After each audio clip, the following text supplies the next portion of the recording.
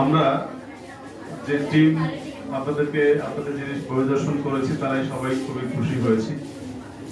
আপনাদের মেধার বিকাশ হচ্ছে, আপনারা অনেক কিছু প্র্যাকটিক্যাল তৈরি করেছেন, দেখিয়েছেন এবং শিখেছেন। আপনাদের শেখা হয়েছে অনেক, তবে জানার শেষ নেই। আমাদের বিজ্ঞানী হতে হবে স্বার্থে, দেশকে এগিয়ে নেওয়ার জন্য।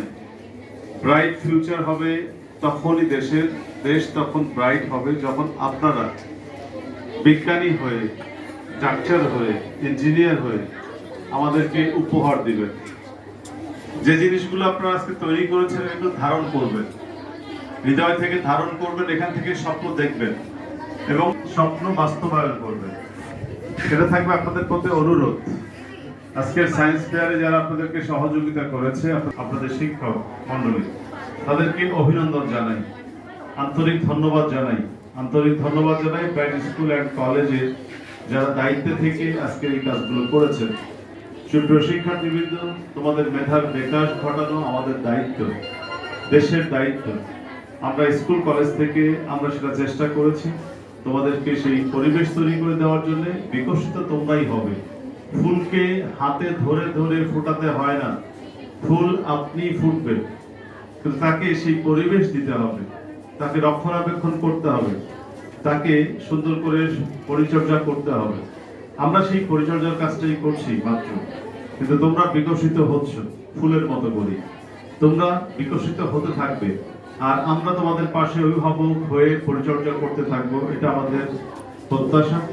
আমরা এই প্রতিজ্ঞায় আবদ্ধ হচ্ছি তোমাদের পাশে থেকে তোমাদের বিকশিত হওয়ার জন্য ফুলের মতো জাতিকে সুঘ্রাণ উপহার দিবে।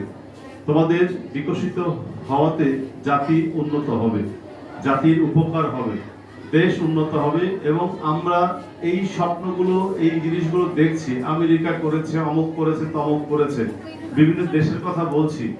একটা সময় গিয়ে তোমাদের মাধ্যমে আমরা বলতে পারবো বাংলাদেশ এটাকে আবিষ্কার করেছে, বাংলাদেশ এর ফল ভোগ করছে, বাংলাদেশকে মানুষ অনুকরণ করছে।